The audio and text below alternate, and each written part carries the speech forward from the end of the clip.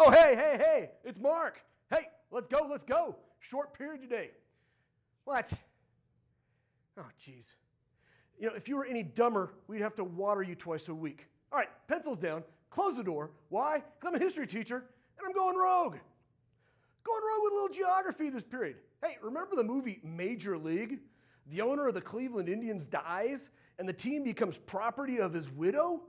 She doesn't like Cleveland, so she tries to create the worst Major League Baseball team possible and then move the team to Florida. Well, that happens in real life. Teams moving from one location to another. And when they do, they have to do something with their mascot. Sometimes they keep the mascot and impose it on a geographic location that makes no sense. Sometimes that mascots get changed to something even worse. But we know this. Often, that mascot was awesome in its original home. Hey, this period, let's do this.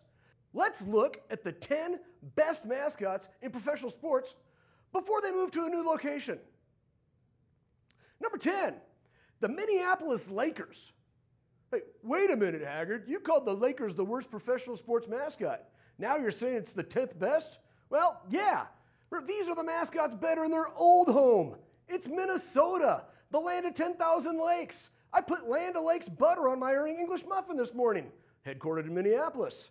Hayden Fox, TV's coach, coached at the fictitious Minnesota State, then went out to his cabin on the lake in the off-season. Jerry Van Dyke, that guy was awesome. Then, in 1960, they moved to L.A. Yes, the L.A. Lakers. Alliteration rolls off the tongue nicely, but come on, where are the lakes in L.A.? Okay, once again, lake in Minnesota, lake in L.A., lake in Minnesota, lake in L.A., lake in Minnesota, you get the point.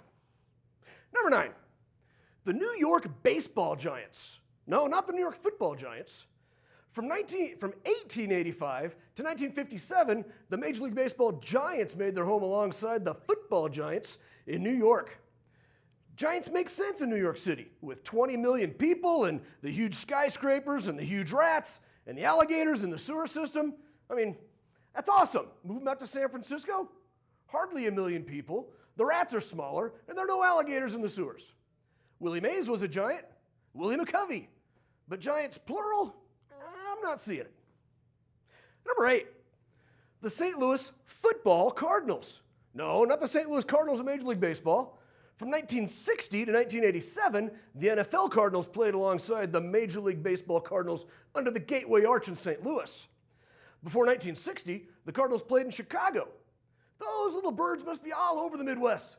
I mean, it's the state bird of Illinois, Indiana, Kentucky, North Carolina, Ohio, Virginia, West Virginia. Wait, not Missouri? The eastern bluebird is the official bird of Missouri? And St. Louis is in Missouri. Well, the NFL Cardinals made a move to Phoenix in 1987 and kept the Cardinals' name. You know, the state bird of Arizona is the cactus wren. Arizona, go with the desert moniker, like the Suns or the Diamondbacks or the Coyotes. Leave the Cardinals in the Midwest. Number 7, Seattle Supersonics. The Oklahoma City Thunder, the NBA, originated as the Seattle Supersonics in 1967. Now I understand that some of the fiercest thunderstorms roll across the plains of Oklahoma. Warm air from the Gulf of Mexico meeting cold air from Canada. I get it. But frightening? Well, all Fräulein Maria had to do was think of a few of her favorite things. I mean, raindrops on roses and whiskers on kittens. I'm still trying to figure out how that became a Christmas carol. Casey! Yeah? How did a few of my favorite things become a Christmas carol? I don't have an answer for that one. Oh, look it up for me. Okay. Google it. Googling. You know what kind of thunder I like? These bad boys. Every August, these guys show up at Boeing Field with their F-18 fighters. The sound of freedom, baby. Seattle, where Boeing manufactures the most freaking badass supersonic jets. Supersonics. Number 6, the Houston Oilers. Houston Oilers, awesome moniker. Texaco, man. Houston was built on oil. Well, not literally built on oil. That would make for a horrible foundation. But money from the oil industry built Houston. The city is a leading domestic and international center for virtually every second segment of the oil and gas industry. Exploration, production, transmission, marketing, service, supply, offshore drilling, and technology. I mean, that helmet decal was one of the greatest emblems of professional football. An oil derrick. Simple, yet refined. Ba-dum-bum. Get that? Get that, Casey? Refined?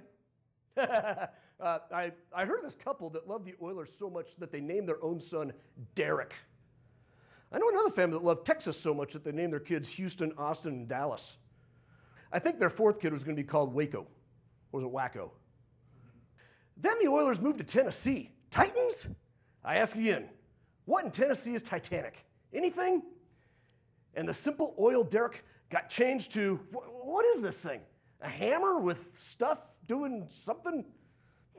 Then another group returned football to Houston. They went with the Texans. Ugh.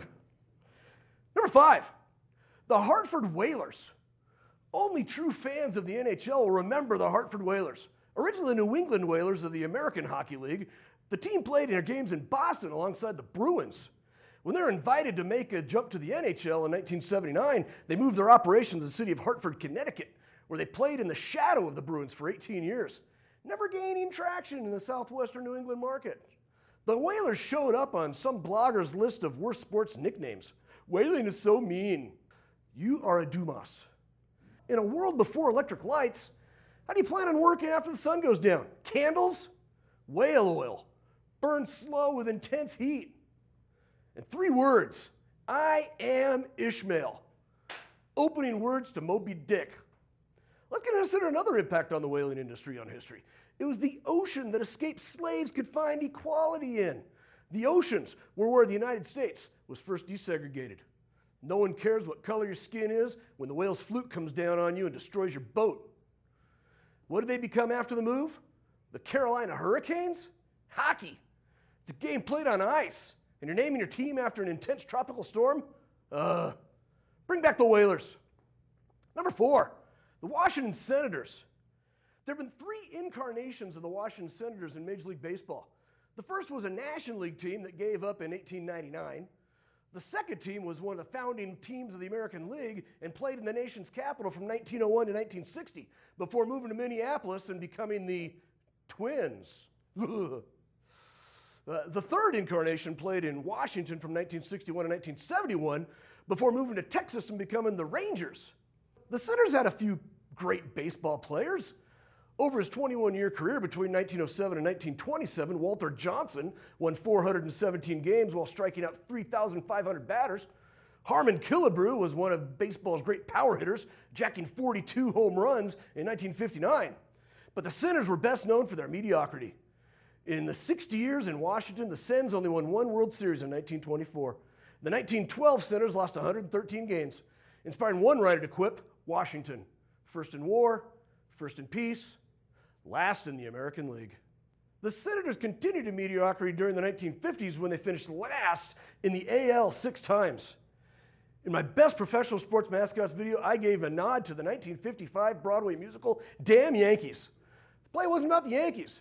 It was about the futility of the Washington Senators. And let's be frank here.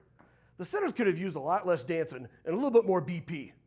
But hey, whatever Lola wants, Lola gets. Number 3, the Cincinnati Royals. Originally the Rochester Royals, the franchise moved to Cincinnati in 1957. In Rochester, New York, the Royals were one of the most successful teams in the early NBA, winning an NBA title in 1951. But their small market made them financially unfeasible. Cincinnati provided better potential in a team in terms of market size, and they had one of the greatest players in NBA history on their side, the Big O. I'll have what she's having. No, not that Big O. Yes, Oscar Robinson, baby. Cincinnati, the Queen City. Royals, how perfect. Cincinnati earned the moniker the Queen City, or Queen of the West, during the first year of westward expansion. It's located on the Ohio River, between the agricultural South and the industrial North. It caused phenomenal economic growth. As the first city incorporated west of the Appalachians, it rose as a sign of civilization in the western wilderness. The Royals found tough going in Cincinnati, though. The Royals not only had to compete with Red Auerbach's Boston Celtics, but Cincinnati is in the center of the college basketball universe. University of Kentucky, Indiana University, University of Louisville, University of Cincinnati. The Royals discovered that Cincinnati was not the pot of gold they expected. Baby, you and me were never meant to be, but maybe think of me once in a while. They picked up and moved to Kansas City. To not create confusion with the other Royals in town, the basketball Royals changed their moniker to the Kings. Kansas City was not the pot of gold that the former Royals ownership expected either, and the team moved again to its present location in Sacramento. Number 2, New Orleans Jazz. New Orleans. In what other city do you associate jazz? When you fly to New Orleans, you land in Louis Armstrong International Airport. Jazz was born in New Orleans, perhaps growing out of the drumming and voodoo rituals in Congo Square before the Civil War. Jelly Roll Morton said that it is evidently known beyond contradiction that New Orleans is the cradle of jazz, and I myself happened to be the inventor in 1902. Some of the most well-known jazz greats from New Orleans include the aforementioned Jelly Roll Morton, Satchmo Louis Armstrong, Pete Fountain, Wynton and Ellis Marsalis, Harry Connick Jr., Kermit Ruffins, and Trombone Shorty. That's my son's favorite. Then in 1979, you moved to Utah. Come on, man. You keep the jazz moniker? I'm sure jazz as a form of music is probably barred in 22 Utah counties. It is okay to change your moniker when you receive a team from another city. Maybe one of the best franchise names ever, the New Orleans Jazz, became one of the worst, the Utah Jazz. I mean, what comes to mind when you think of Utah? What comes to mind when you think of jazz? Utah, jazz. Utah, jazz. You get the idea. I mean, really, is Utah that devoid of character that can't find something else to represent your state? Number 1, the Brooklyn Dodgers. The Brooklyn Dodgers trace their history back to 1884, then called the Grays, and later called the Bridegrooms. In 1895, they were monikered the Trolley Dodgers for the residents' ability to dodge streetcars while walking the streets of Brooklyn. The name became more appropriate as Brooklyn was switching from horse-drawn trolleys to electric trolleys in 1892, making the trolleys faster and therefore more dangerous. LA? It's like the Lakers. No trolleys in LA. LA public transportation's a joke. They have a subway that runs for 5 miles between Wilshire and Sepulveda. So what are people dodging in LA? I mean, maybe they're dodging all the stuff falling from the rafters during the next earthquake. Or perhaps they're dodging all the other traffic on the freeways. My brother-in-law lives in LA, and he has an app that tells him what side streets to take to avoid the SIG alerts on the freeways. And it's not just 5 o'clock either. It's round the clock. Still a huge logical jump from Brooklyn Trolley Dodgers to the Los Angeles Traffic Dodgers.